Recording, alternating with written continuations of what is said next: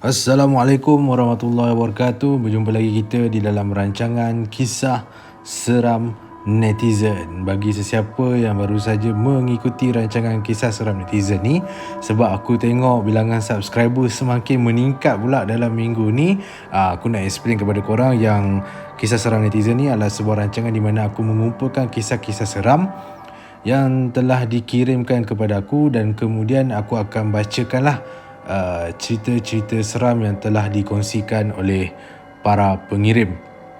Okey, bagi sesiapa yang belum subscribe, korang boleh tekan butang subscribe di bawah dan juga boleh tekan butang loceng supaya korang mendapat notifikasi setiap kali aku memuat naik video-video yang terbaru. Pada minggu lepas patutnya aku upload video yang terbaru, tapi sebab tiba-tiba kat Perak ni PKP dah daripada PKPB jadi PKPP dan aku kena masuk kerja, tak sempat nak buat sebarang recording. Tapi kali ni minggu ni sempat, tapi apa pun minta maaf. Mula-mula aku nak minta maaf disebabkan aku tak upload video pada minggu lepas. So minggu ni ada, jangan risau. Ni pun dah tersiar. Alright. Okay, so untuk hari ni ada dua kisah seram yang aku nak kongsikan. Ada dua kisah seram yang aku nak kongsikan yang aku terima daripada pengirim. Kita mulakan dengan cerita yang pertama, datangnya daripada seorang pengirim dari KL yang bernama Bobby. Dia nama sebenar dia ada tapi dia kata panggil dia Bobby. Okay, ini berkenaan dengan kisah seram yang dia alami semasa dia menuntut di Akademi Binaan Malaysia di Sintok, Kedah. Apakah kisah seram yang telah berlaku kepada Bobby? Jom kita sama-sama dengarkan.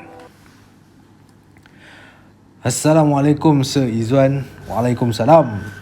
Panggil saya Bobby je.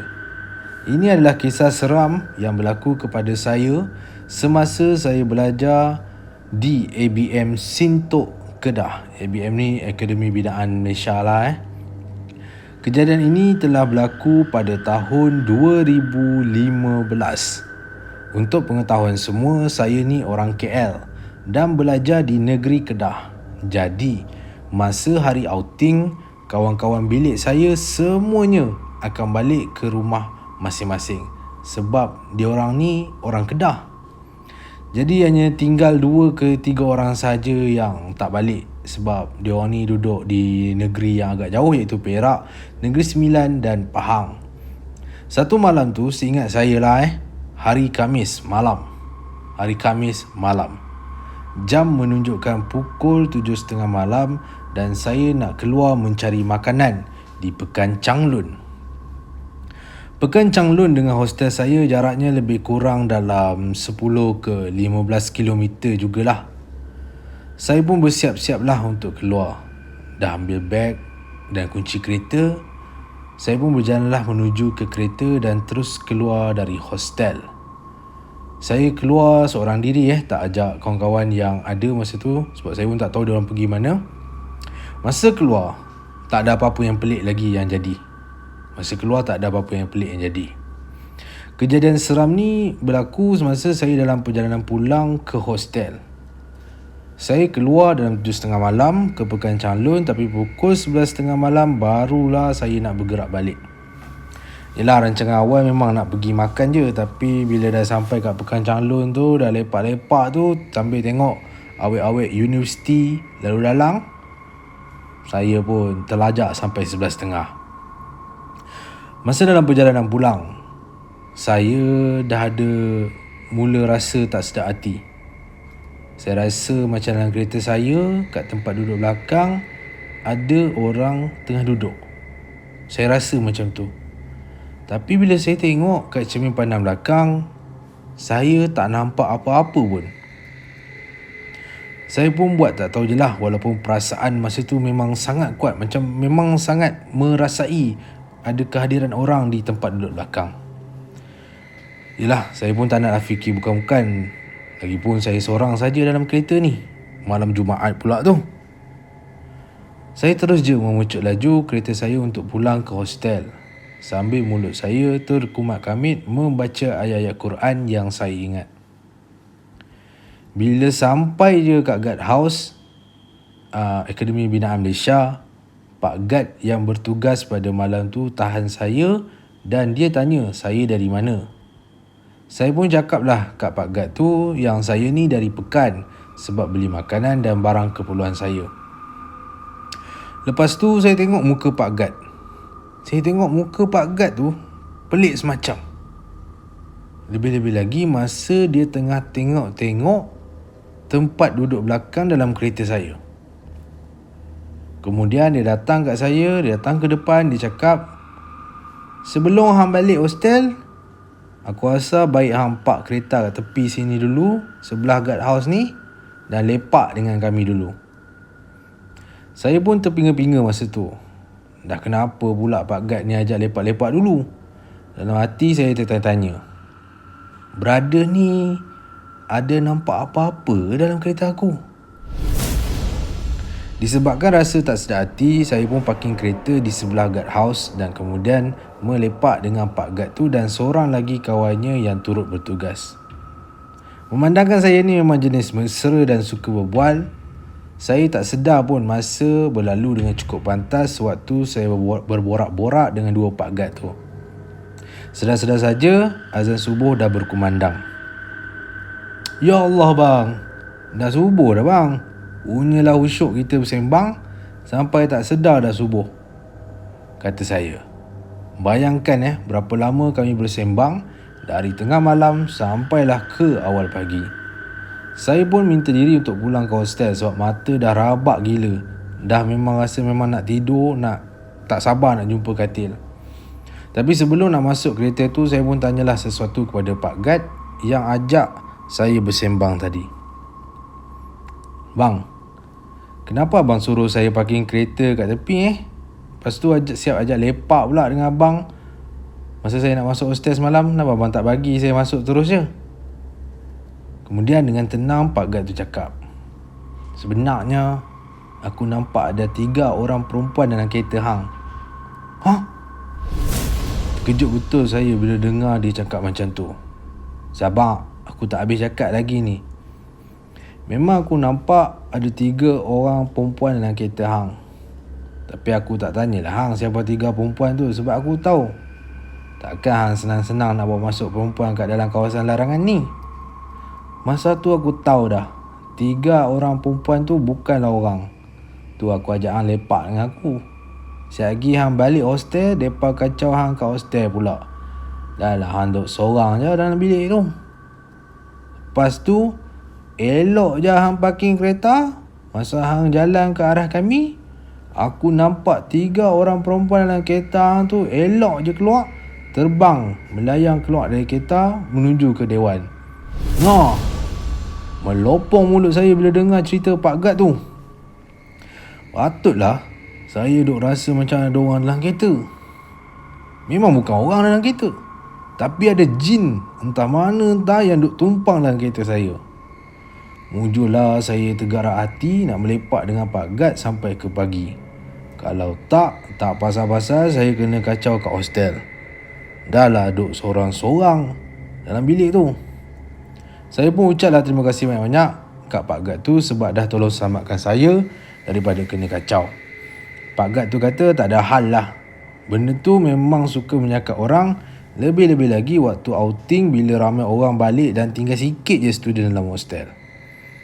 Entahlah dari mana datang hantu berupa perempuan tu. 3 ekor pula tu. Tapi nasib baiklah tak munculkan diri masa saya berseorangan dalam kereta. Silap hari bulan boleh aksiden saya sebab terkejut tengok 3 ekor hantu duk menumpang dalam kereta. So itulah dia kisah seram yang telah berlaku kepada Bobby. Ada 3 ekor hantu berupa perempuan yang menumpang kereta dia. Rasanya pasal Bobby ni mungkin galak sangat tengok perempuan lalu lalang kat Pekan Changlun. Lalas memang ada 3 perempuan tumpang dia. Tapi bukan perempuan betul lah, tapi seram lah. Tapi kata apa, kita patut puji lah sikap Pak Gad tu yang nampak. Dia nampak benda tu dan kemudian siap ajak Bobby untuk lepak bersama-sama supaya Bobby tak balik bilik dan tak kena kacau lah dengan 3 perempuan yang tumpang kereta dia.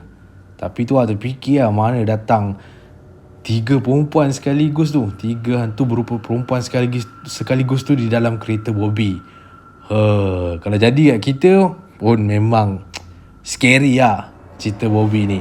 Okay, so terima kasih banyak-banyak kepada Bobby di atas cerita yang dikongsikan.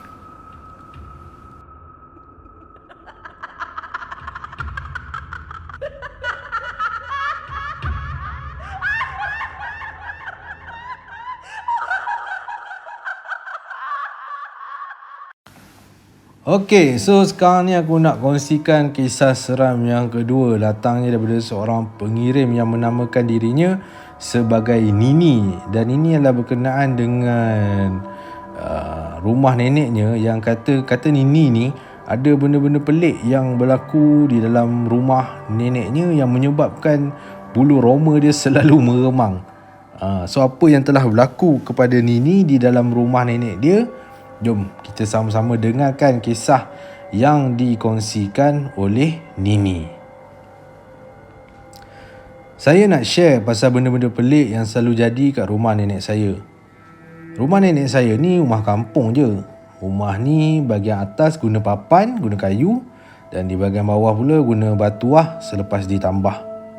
Nenek saya ni tinggal dengan mak saudara saya dan family dia lah. Nasib baik mak saudara saya ada. So bolehlah dia tengok-tengokkan nenek saya. Tapi ada satu benda yang tak best bila saya tinggal kat rumah nenek saya ni. Saya selalu perasan ada benda-benda pelik yang menyebabkan saya tertanya-tanya sendirian. Apakah sebenarnya yang sedang berlaku? Pernah satu ketika semasa saya nak menggunakan tandas yang terletak di bahagian bawah rumah, saya nampak mak saudara saya baru nak masuk tandas juga, macam saya. Mungkin dia nak kencing jugalah. Jadi saya pun tengok mak saudara saya masuk. Saya pun tunggu sebentar kat meja makan. Meja makan ni sebelah tandas je lah. Okay, sementara menunggu mak saudara saya keluar dari tandas, saya pun duduklah kejap kat meja makan tu. Dalam 10 minit saya tunggu, mak saudara saya tak keluar-keluar pun dari tandas. Pelik pula rasanya. Dah lah bunyi air pun tak dengar. Dah 10 minit ni. Bunyi flush pun tak ada. Apa benda yang mak saudara saya buat dalam tandas lama-lama? Baru je saya bangun nak menjenguk, tiba-tiba mak saudara saya menegur dari atas rumah. Apa kamu buat tercongok-congok kat situ tu? Nak masuk tandas pun takut ke?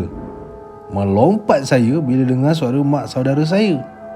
Bila saya tengok muka mak saudara saya tu, saya jadi kelu nak bercakap. Mana taknya, tadi dengan mata kepala saya sendiri, saya nampak mak saudara saya masuk ke dalam tandas. Tapi ni, tiba-tiba, dia ada ke atas pula. Kamu dah kenapa tengok aku macam tu? Tegur mak saudara saya yang hairan tengok wajah terkejut saya. Saya tersengih sambil menggeleng-gelengkan kepala, tanda tak ada apa-apa. Bila saya buka pintu tandas, saya tengok memang tak ada orang kat dalam tu. Habis tu, siapa pula yang saya nampak masuk tandas ni? Kalau mak saudara saya dah ada kat atas tu. Itu satu cerita. Ada lagi satu. Masa tu saya tengah tengok TV di ruang tamu dengan nenek saya. Masa tu saya berdua je dengan nenek. Mak saudara saya dengan family dia semua keluar. Saya tengok TV dengan nenek saya. Masa tu kami berdua baru lepas makan malam. Saya khusyuk tengok TV dengan nenek. Tiba-tiba saya dengar bunyi kuali dan periuk berlaga-laga. Tang tang tang tang tang. Bunyi macam tu lah. Saya pun tanya nenek saya, Nenek dengar tak? Nenek saya mengangguk. Lepas tu kami berdua dengar lagi bunyi kuali dan periuk berlaga-laga. Kali ni lebih galak bunyinya berbanding tadi. Ada orang masuk ke, Nek? Tanya saya dengan perasaan berdebar-debar. Tak adalah, kata nenek saya. Lepas tu tak semena-mena nenek saya menjerit dengan kuat. Nanti dah main tu susun balik. Jangan sepahkan. Sudah. Nenek saya ni menjerit ke siapa pula ni? Saya terus rasa tak sedar hati. Bila nenek jerit macam tu, bunyi periuk dan kuali masih lagi kedengaran. Saya asyik terfikir, ada orang ke main kuali dan periuk kat dapur ni? Saya pun tanya kat nenek, Nek jerit kat siapa? Alah, adalah. Kamu buat tak tahu je. Nanti senyap lah tu. Balas nenek dengan tenang sambil mata dia masih menonton televisyen. Nenek ni, dia tenang lah tengok TV. Saya pula kejap-kejap mata asyik memandang ke dapur. Manalah tahu ada orang muncul dari dapur, bolehlah saya bersiap sedia. Tak lama lepas tu, lebih kurang 5 minit macam tu lah, barulah bunyi bising kuali dan periuk belaga tu hilang. Saya kemudian sajalah bangun nak menjenguk ke dapur, dan saya lihat kuali dan periuk berada di kedudukan yang saya letakkan semasa saya bersihkan tadi. Tak berselerak pun. Saya cerita pasal benda yang jadi ni pada mak saudara saya. Mak saudara saya kata rumah nenek ni memang ada benda-benda yang suka datang. Tapi benda-benda ni dia sekadar datang macam nak mengacau je. Lepas tu tak lama pun datang. Dia tak singgah lama lah, sekejap je. Macam tu pun ada Bagi saya tak kisahlah datang kejap ke, datang lama ke. Kalau saya seorang-seorang dengar bunyi macam tu, memang saya dah lama dah lari keluar dari rumah nenek. Nenek saya pula boleh relax je tengok TV. Mungkinlah dia dah terlalu biasa sampai tak rasa apa-apa dah. Saya ni sampai tercacak bulu roma bila dengar bunyi yang dibuat oleh benda yang kita tak boleh nampak dengan mata kasar. Seram kot. So itulah cerita yang telah dikongsikan oleh Nini. Kenaan dengan benda-benda pelik yang selalu jadi di dalam rumah nenek dia. Ada orang cakap kadang sebab rumah tu dia mungkin berada pada laluan benda tu, jin. Laluan benda tu, so benda tu ataupun jin tu dia datang dan dia akan singgah. Tapi dia bukan nak buat kacau sangat, cuma dia macam bila dia datang singgah tu adalah dia sentuh-sentuh ke, dia nak ajak gurau ke, dia bukan sampai tahap nak merasuk ke. Sebab rumah tu kata orang mungkin berada di tempat dia berjalan. Mungkin dia punya highway lah kot kan, highway dia. Tapi yelah, bila macam kalau kita seorang-seorang dalam rumah pun, kalau tiba-tiba kita dengar bunyi yang macam pelik, lepas tu kita nampak, kata macam kalau kita duduk rumah tu dengan mak kita, kalau tiba-tiba kita nampak mak kita kat dapur, kita tengok mak kita panggil kita kat atas. Macam mana tu? Tak keseram kan? So mungkinlah benda ni yang sama jadi dekat Nini. Dia akan rasa seram. Terima kasih banyak-banyak kepada Nini. Dan itulah cerita terakhir untuk malam ni. Terima kasih banyak-banyak kepada korang semua yang sudi nak dengar perkongsian aku ni daripada awal sampailah habis. Kalau korang suka dengan video yang aku buat ni, korang boleh klik thumbs up. Dan jangan lupa untuk tekan butang subscribe dan butang loceng supaya korang mendapat notifikasi setiap kali aku memuat naik video yang terbaru. So setakat itu saja untuk malam ni. Kita jumpa lagi 2 minggu akan datang. Minggu depan tak ada, minggu lagi satu ada, right, di dalam rancangan Kisah Seram Netizen. Assalamualaikum warahmatullahi wabarakatuh.